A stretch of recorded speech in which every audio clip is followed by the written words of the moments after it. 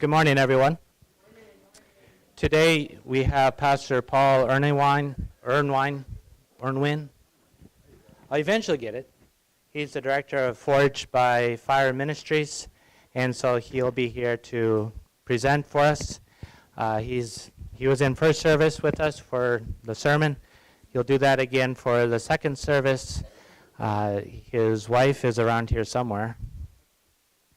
There she is, right in front. See, you're supposed to be Lutheran and sitting in the back. So, without further ado, I turn it over to Pastor Ernewein.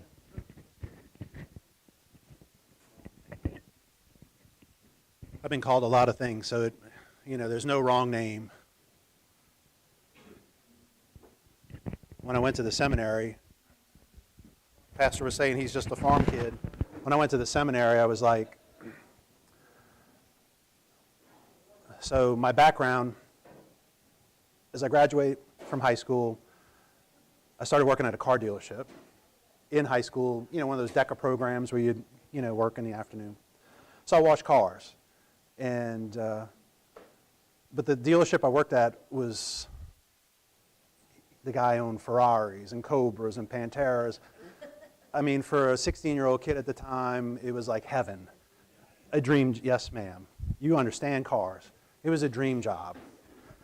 So when I applied to college, I applied to Tulane because my brother graduated there. I got accepted, and I started looking at the tuition cost, and I was like, man, this is going to cost me like $40,000 to go to Tulane. I'm like, why would I want to spend $40,000 on a Tulane? I could spend $40,000 on a Ferrari. Well, needless to say, I never went to Tulane, and I don't have a Ferrari, but I met my wife, so all things work out. But I got the grand prize, as she says. So 20 years in the car business. I worked my way up from the porter to the running the back end of a dealership. Some things transpired in our life where I felt God was calling us a different direction. So I went to night school, and I have a master's degree, but I don't have an undergraduate degree. I'm one of those little anomalies. They let like 10% of the class in every year who are non-degreed to take the full degree, master's program. So I have more hours in master's work. What do we have, like 120 or whatever it is? We have enough hours to be a doctor, but they give us a master's. But I don't have an undergrad. So I say that is just simply because when I went to the SEM, I was impressed by the professors who were pronouncing my names all different ways. And these are all, supposedly language experts. And I said, well, I pronounce it Ernewein. That was a long story to just get to Ernewein. But Ernewein. And then we traveled in 2018. I had a sabbatical, and we went to like Strasbourg, Suffolheim, and that's where my family's from. And the guy checking us in at the hotel said, Ernewein. I was like, all these people have been calling me Ernewein. I said, it's Ernewein. It's Ernewein. What can I say? All right. So after 17 years in the parish, we have this ministry kind of formed. As things grow and progress, it got a little bit too big for the church, and we started Forge by Fire Ministries. And so I kind of ran both. I was a pastor at a church and running a nonprofit organization along with that, which, as you can imagine, is challenging, for a church that's, has a lot of activities. And so last year it came up where the guy who was the disaster coordinator for the Southern District, Pastor Ed Brazier, he retired. He'd been doing it for about 12 years. And so they offered me the job, which was a chance for me to step away from parish ministry and be the disaster coordinator for the Southern District. And it also allowed me to begin to develop this ministry more. And so it's kind of, I guess you're going to kind of get a little intro into what I do, if I can figure out how to make this work. All right. So, do we have there we go. It's working. So our mission is simple, right? We care for people by feeding them, listening to them, praying with them. We share Jesus and the hope that we have in Him. One of the things, while I was still in the parish, we served over, everybody remember Hurricane Harvey that hit Houston? It was pretty bad, and we were over there during the week. I was preaching on Sunday in Louisiana, driving over during the week to serve people. And at that point, what I'd been doing was when cooking was just more or less fun, and it's still fun, but it was just more of a hobby. I host an event at the seminary every year called Jambalaya Fest. So I bring a bunch of volunteers up to St. Louis, and we feed the entire campus. And that's what it was. It was kind of more just a fun ministry. I'd get 20 or 30 people to take off from work, drive up to St. Louis, and just love on the campus. And then once Harvey happened, we decided to take all the equipment we had, the skills we had, and try to bring a little Louisiana to Texas. And one of the things that we realized very early on was that some people just needed to talk. If you've ever has anyone lived through a major flood or tornado, hurricane, one or two? Yeah. It's devastating, right? Sometimes you don't know what to do. It's a little bit of overload. You don't know where to go next. And so for us, it was a chance. And I remember telling one of my volunteers, because we had a lady that came up for some food, and she was crying. And we were busy. And I said, look, just take a few minutes and go talk to her. If she wants a hug, give her a hug. And that's how it kind of birthed. It was just the fact that, when we meet people in their darkest point in their life where they don't know what to do, just to bring a little bit bring assurance to them. And as that's grown, as I kind of mentioned in my sermon, it's changed my focus. The thing that we bring foremost now, gospel and the plate of food. But we always want to bring that comfort that we have. So we care for people. My vision has always been, and this came around from Harvey, you ever notice the Baptists are really good at doing everything? They're organized. I don't know if they have deeper pockets. I'm not really sure, but they're just really good at stuff. And the Baptists, and so there's Baptist disaster relief, but they also have Samaritan's Purse. And I'm sure you see a lot about Samaritan's Purse. They've been very active with Hurricane Helene. That was kind of hit their home state. But it's a Billy Graham ministry. So in Harvey, Samaritan's Purse had a huge rig there at this place close to where we were cooking. And I kept passing it. Every week we'd come back and forth from Louisiana, and I kept passing this big rig and tons of people and all this stuff. And I was like, a little bit of equipment envy, right? I'll be honest. As a guy who does this, there's a little bit of equipment envy. It's kind of like, I want to drive a Ferrari, even though it probably wouldn't fit nowadays. But it just realized that, what people would like, I think what people need, is just a place to come. And so my vision has always been to have a comfort village where someone can go. Let's just say we had a catastrophic tornado come through this area. We would set up on your property. We would provide food. Eventually we'd have a laundry. We got a grant from the LWML, thank you ladies, to build a laundry trailer. And in the future will be a shower trailer. A place where you can come, you can take a shower, get your clothes done, you can get fed, and you can receive spiritual care. So kind of a one-shop stop. And I saw that with Samaritan's Purse, and I was like, Lutherans, we need to do this, right? We need to be able to get into this stage, to this ministry.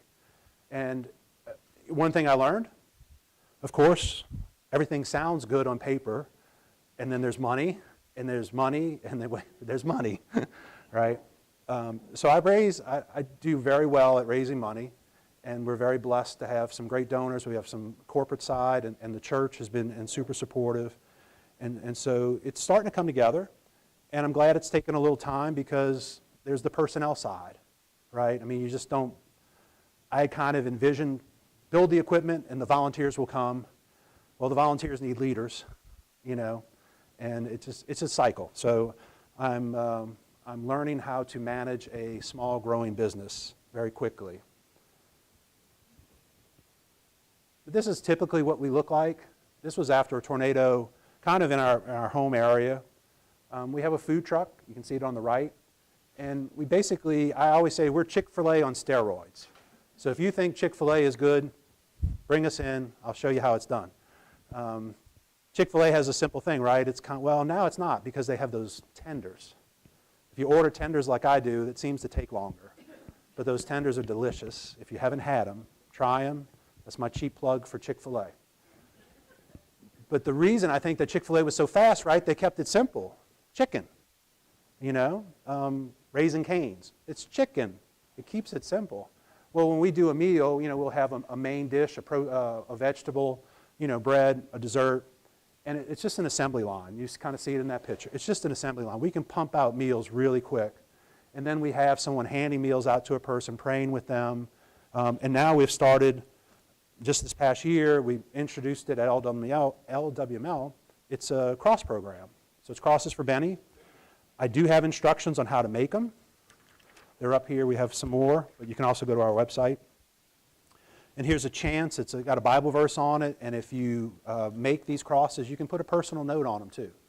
And it's just a little bit of encouragement to the people that we give meals to, the people that we serve. And it's always sharing the hope that we have in Christ. So in the name, Forged by Fire, I think my life has kind of been this. 1 Peter 1:7, so that the tested genuineness of your faith, more precious than gold that perishes through is tested by fire, may be found to result in praise and glory and honor of the revelation of Jesus Christ. The guy that was helping me set up this Incorporate, he said, what do you want to call it? And for some reason, I don't know. I do watch the knife show when it's on, okay? So I am kind of a Forged in Fire guy, and I have been confused with Forged in Fire.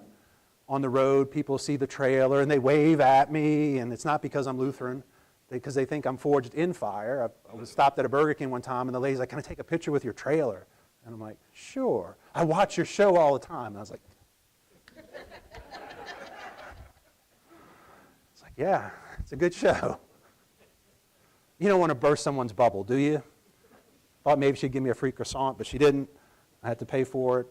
So, I think life, we're all tested, right? We're all refined. God is refining us right now. He's working on each one of us.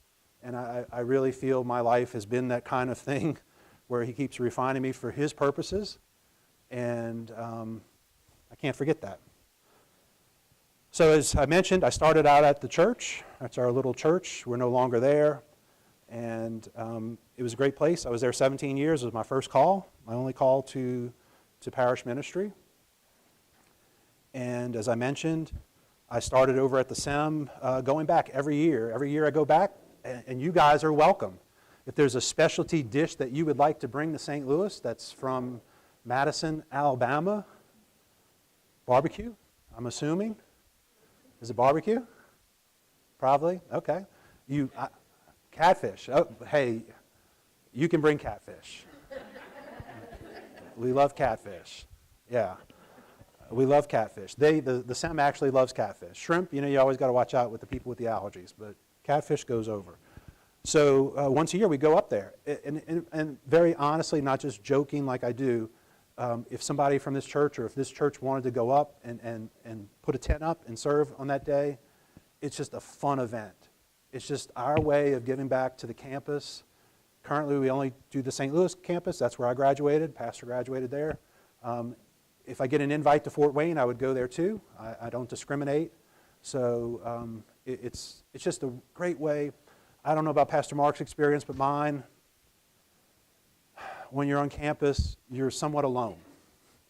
You're surrounded by all these great theological minds, and I would love to just go back and audit classes because I'd probably learn so much more because I was so scared when I was there. I was just trying to pass,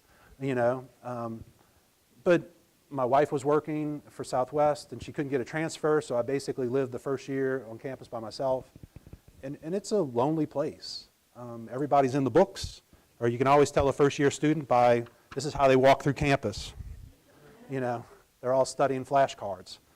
So it was just my way of giving back and reminding them they're not alone. You here in this congregation, you're praying for them. As I mentioned in the sermon, Satan works on us, but Satan works at the SEM too.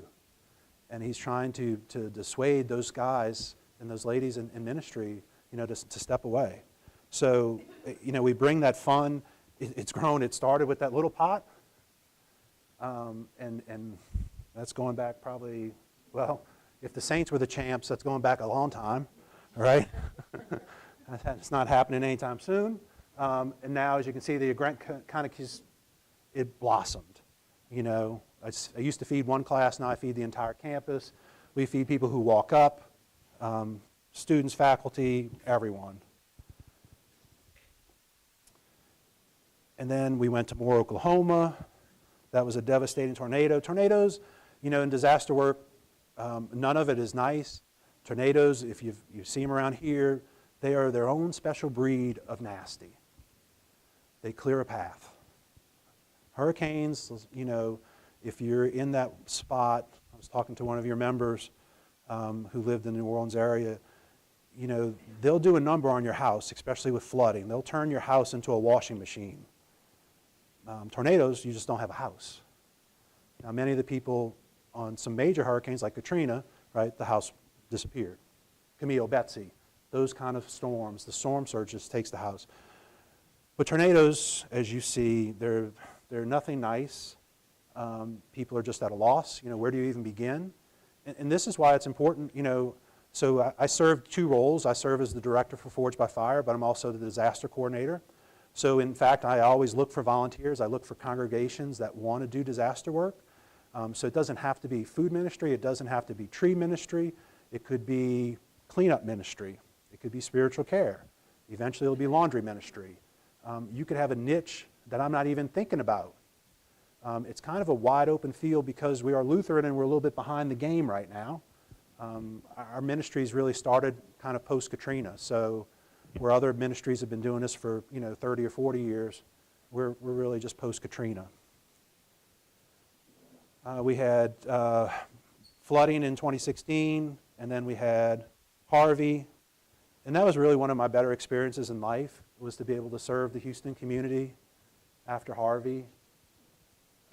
In Texas, they didn't mind us working with public schools.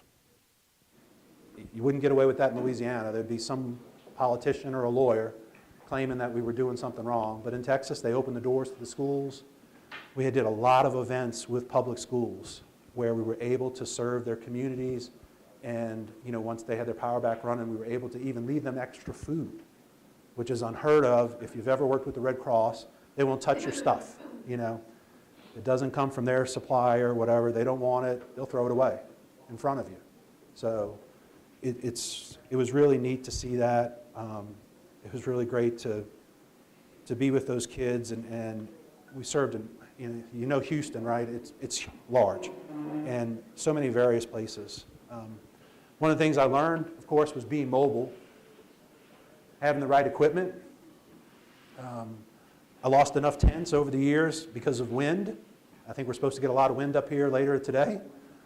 Easy Up doesn't do well in wind. Bathrooms. Is it on there?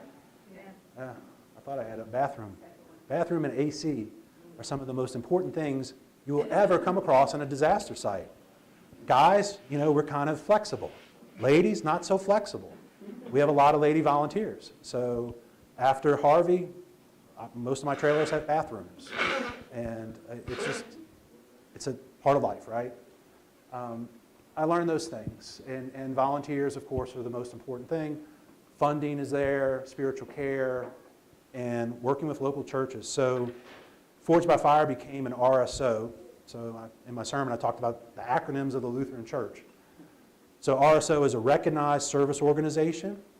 So any nonprofit that has its background in the Lutheran tradition, maybe you might say, faith, can apply to do this. It kind of means that we scripturally align with the Lutheran Church Missouri Synod. And that allows us to connect with local churches. I say it's like a Michelin star, right? You kind of, I'm a legitimate organization. If I'm an RSO, I'm a legitimate organization. But it also allows us to use Concordia plans, different various things. So one is working with churches. And so what I used to do is call a church. Hey, Pastor Mark, can I come set up here? And I want to serve 2,000 people a day in your parking lot. And he's like, huh? What's the catch? There's no catch. It's free. It's free. There's no catch. We're okay. I did that for quite a few years. And now as an RSO, I can lead with, hey, Forged by Fire, we're an RSO of the Lutheran Church. it gets me in that door. You know, pastors are very protective. And look, and I'm not picking on him, please. You guys, I have a sense of humor. I know because I was in that role. You know, when someone calls and they offer something, it's too good to be true. It's too good to be true, right? That's what you tell your kids when you're raising. But in this case, it's the right thing. So by 2020, we kind of refined our approach. We were really good at what we were doing. That was a year we probably had like 4 or 5 hurricanes. And we were traveling the roads. I was preaching on the weekend, you know, still taking care of my congregation. And it was just crazy. Laura, Sally, Delta, Zeta, I think there was Eta, and there was all kind of, it was an alphabet soup of hurricanes that year. And kind of the same thing, right? How we just evolved. Right equipment, and that's where we kind of outgrew the church. I kind of led with that. And now we're kind of on the road a lot. It is a mobile ministry, and it would be nice if someone wants to donate a commercial kitchen and about 10,000 foot of warehouse space up here. I will move to this area. It is mobile. I grew up in Louisiana, but I'm willing to move, especially for a free 10,000 square foot warehouse. So we go where we're needed, and that really takes us all over the place. So here's, is anyone Baptist in here? No Baptists, okay. We're baptized. Baptized, I like that. So the Baptists, right, so when you go to disaster work, the Baptists, they have a great food ministry, and I love my brothers. I really do. Brothers and sisters, they do incredible work, but they can't cook, okay? I know this is live on Facebook, right? I'm watching. Okay, so, or YouTube. So they have to prepare food. They have to basically make like cafeteria food because they work with the Red Cross. So they sell their food to the Red Cross, and the Red Cross distributes. Well, you can see we're a little different. We prepare everything from scratch. And so whether it's a jambalaya or a pasta dish or a chili dish or red beans and rice, everything's from scratch. I'm not worried about salt. You know, we can add that sodium in there, but it's going to taste good. And I've lived through the Red Cross. You know, we've been, you know, I grew up in Louisiana. God bless them. You get a hot dog and something that looks like lima beans, maybe. I don't know. It's hard to describe. Sometimes you get a piece of sausage with something that looks like a bean. And I told my wife, I said, when we do this, we will never serve that plate of food. And we've never have. If I serve a hot dog, it's going to be with something else. It's going to be something nice. You know, sometimes we do, like during Harvey, we did hot dogs because there was a lot of kids. But we'd give them something else. And, you know, so it wasn't just a bare hot dog. It was a hot dog in a bun and with other stuff, with chips and all the condiments they needed. So some of our pots are really big. If you're into outdoor cooking, cast iron pots, so you can kind of see the size of them. I have 3 of those big ones like that. I have 4 of the ones that are just right underneath that size. But, and we travel, you know. So we are based in the Southern District, but because of my relationship with the Lutheran Church, I do travel outside of our district, so like the Mid-South District, which is just right up the road from you guys. So if something happened here, we would probably rely heavily on the Mid-South District. They would come down. They have a lot of trained chainsaw people there. So if we have a tornado that happens to come through this area, we did do a class here at Grace in Huntsville, and so they do have some trained volunteers there. They don't have any equipment yet. So we're always looking for volunteers, and it's great to have the network, you know, of other districts supporting us, but I'm human and I want to be able to do it myself, right? I don't like having people help me. So I would love for us to be able to help ourselves, you know, and so we look for volunteers. We look for people who have an interest in debris work, tree cutting, if that's your thing. It's not my thing. I took the class, I'm certified, but you don't want me Pastor was talking about some trees. You don't want me cutting those trees. They might come down where they're supposed to, they might not. I took a class. You know what that means. So recently, the big storm that probably everyone remembers, Helene, they're still working, And so one of the things in my role is I have some flyers up here, and I can send a digital format for Pastor. Did anyone even know that the Lutheran Church, first question, does everyone know that the Lutheran Church does disaster work before I got here? Okay, you people, all right. Yeah, Orphan Grain Trade's an RSO like us, much bigger. Okay, so they did. Pastor Wilpie's a nice guy. So if you really want to find out what's going on in the Lutheran Church, because I think sometimes people don't even understand what we do. The Lutheran Church responds heavily. Katrina, we probably rebuilt more houses than anyone, any denomination. We don't talk about it because we're Lutheran, We can't talk about it. There's some sin about that, right? But so you sign up for LERT, LCMS-or.LERT. I have the little flyers. So if you sign up, you would basically just create an account. You need your own email. So if you're husband and wife, you can't cheat that way. Everybody needs an email. And then you would receive emails letting you know when there's work. And you would choose the districts that you would want to, since you're up here, you would choose Southern District and also Mid-South, maybe Southeastern District, because I'm assuming North Carolina is not that far. And then you would choose even Florida, Georgia, because Georgia's not that far, I would imagine, right? A couple hours. So what that does, it would just go to your inbox, and it would be an email that says, hey, there's an opportunity. Just because you signed up to get that email doesn't mean that you have to respond. I tell people this is not a timeshare, I'm selling you. People have given me some serious song and dance numbers about, Pastor, I don't want to sign up right now. I'll think about it. It's like, not much to think about. You can delete the email when you get it.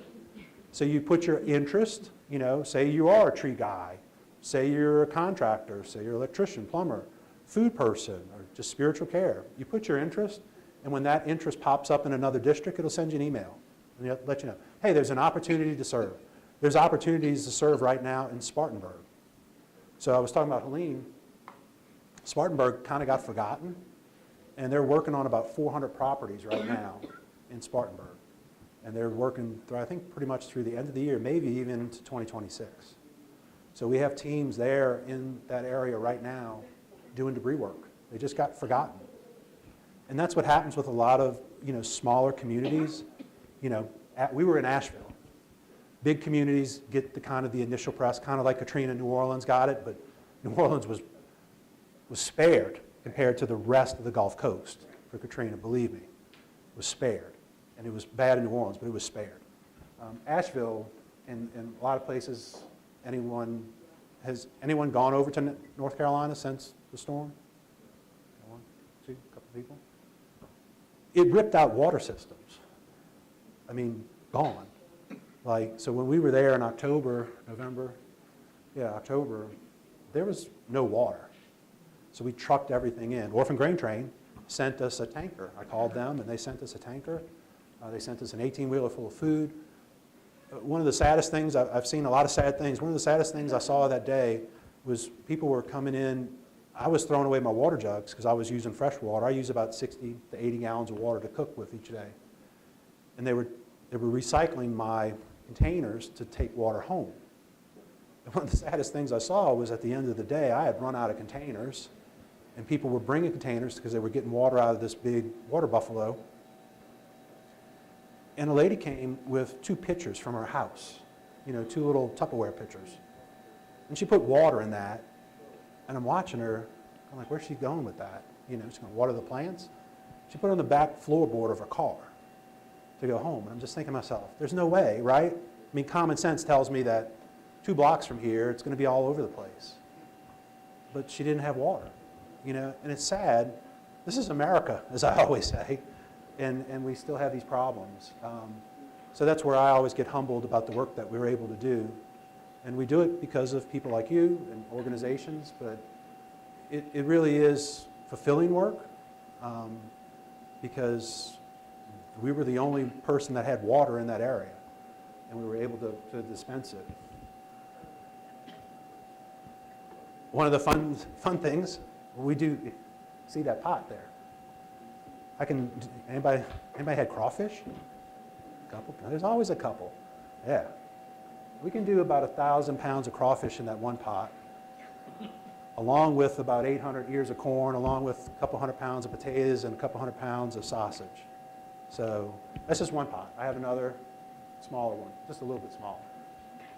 So disasters don't happen every day, so I do a lot of fun events, and it's just my way to give back to the community. You know, I don't charge people to do these types of things. I usually have people that will help fund it, and we go out there and we share our talents with different groups to help them raise money. On the same idea, you know, I'm not supporting an abortion clinic. You know, this is a hospice house. One of the events we do is a program, Chef Soiree. It's one of the fun events. I don't drink anymore, but there is a lot of alcohol at this. It's like $150 a ticket, and it's free-flowing booze. You could get in trouble. And it's all the high-end restaurants of the area in the New Orleans area come out, and it's the Youth Service Bureau, so it's at-risk kids. They help at-risk kids. And like I told my wife, I said, as long as I can draw breath, I'm going to help them, because they provide those CASA programs. You know, it's really good stuff.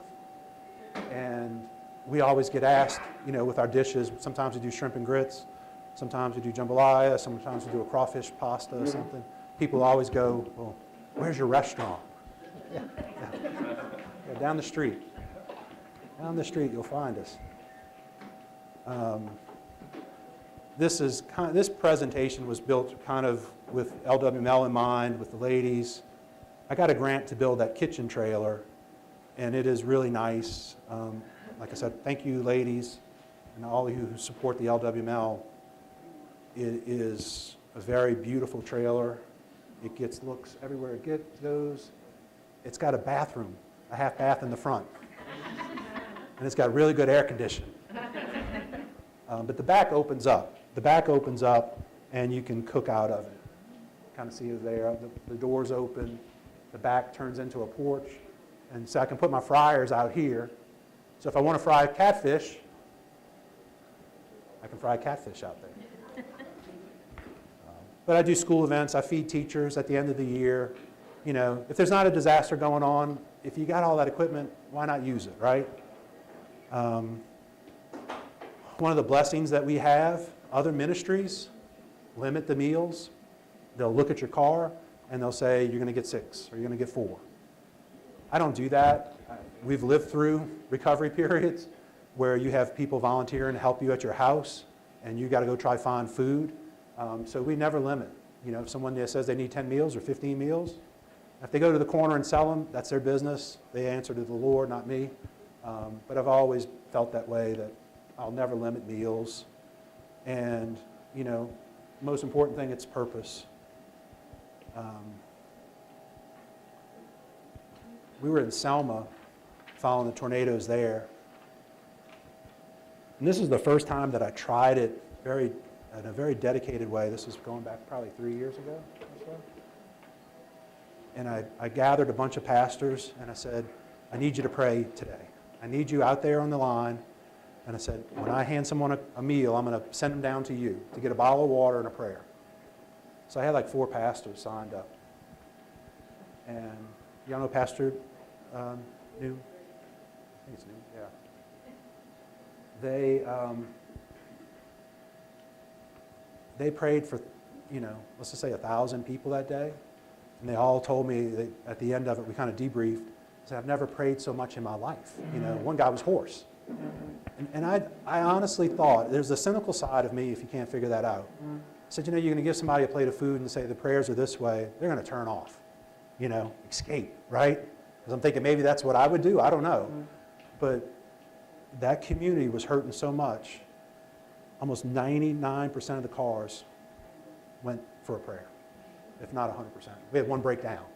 But it really, you know how the Lord kind of knocks on your head a little bit. How much time do I have, Pastor? 5 minutes? Okay. So it's really important that spiritual care, you can't forget it. The ability to pray with people you can't take it for granted. It is a drive-through line, but we get to share Jesus, and that's an important thing. That picture was taken by an LCMS photographer and used in one of their publications. And it just, it's a reminder, right? There's no boundaries to what we do. There's no racial divide. We just come together and serve and care for people and love people. We were just up in tornado in St. Louis after a tornado there. And, it was funny. I don't, it's not funny, but, one of the things I was asked is, why are you here, right? Talk about that in the sermon. Why are you, what are you white people doing here? Why would you come here? And it's like, because we love you. We love your community. We want to help you, And it's an honest question, right? Because a lot of times, we don't maybe show the love to undeserved, communities that need the help throughout the year. But it was great to be able to be there. The crosses, look, as you can kind of figure it out, I can go through a lot of crosses.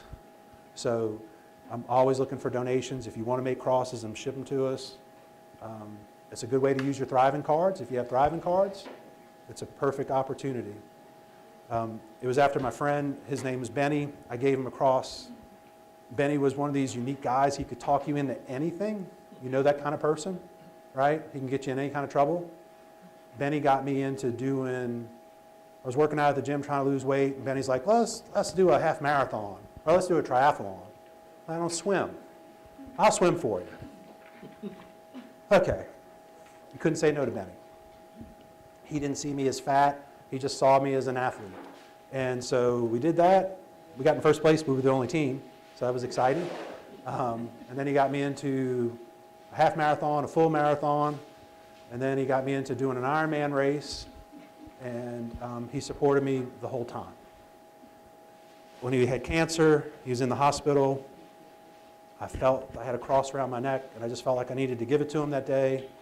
And we had kind of stayed off religion because he had a lot of baggage in his life and his past. And he took the cross, he wore the cross until he died. And so I just thought that a way of honoring my friend and bringing that hope that it gave him. His family told me after how much that cross meant to him. And that's why he didn't take it off. It brought him that confidence and courage to face the day, whatever came his way. So Peggy and I were blessed to be there when he passed. And God puts these little things in our life to motivate us and keep us going when times are hard. Next phase for us is laundry. So do a free load of laundry. It'll be the first Lutheran laundry ministry that I know of. Though I think it might have one at Grace, a smaller one. So thank you, ladies of the LWML. I can't thank the ladies of the LWML enough.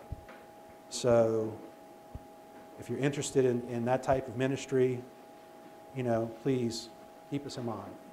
Pray for us, support us, share what we do. And I do things at schools with little Lutheran schools. It's always interesting to hang out with little kids and share what we do and try to get them encouraged. I change my menu, of course, when I serve them. It's mac and cheese.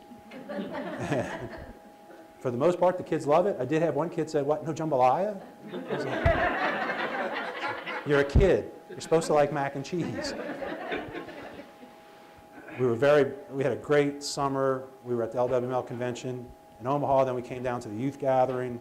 We served about 3,000 kids a day outside. And we made up like 600 meal boxes on the inside of 5-day food boxes to be distributed to local churches.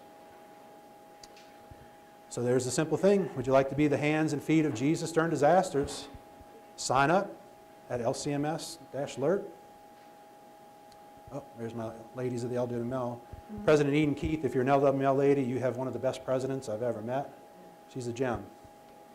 All right, so up here on this table, I have some bookmarks that I made for the LWML. You notice in purple. It's a before and after meal prayer. You're more than take them. They're there. There's information if you're interested in the crosses. There's information if you're interested in signing up for disaster work through LERT. And that's where I get my volunteers from. And then there's, if you're so moved, my ministry. There's a little flyer about my ministry with Forged by Fire. So, as I said very early on, I do work for the district part-time. You know, I'm kind of split in my job. So if there's anything that the district can do for disaster relief in this community, please don't feel like you're alone. Pastor knows that I'm here now, and if we can help, we will. And I'm here, my goal is this. I'm here to serve him, make sure he's okay, make sure your church is okay, and then to make sure you're okay. That's the order. Don't be offended. But your shepherd has to be taken care of first. I take care of him, and then I take care of your church, your worship area, and then you. And I mean that, you know, if something happens, that's what we're here for, and we'll try to marshal the right resources to help you back into recovery, okay? Thank you. I appreciate your time and your patience with me and your kindness for inviting me up here. So, God's blessings. That's it. All right. It's the Lord's Prayer. Our Father,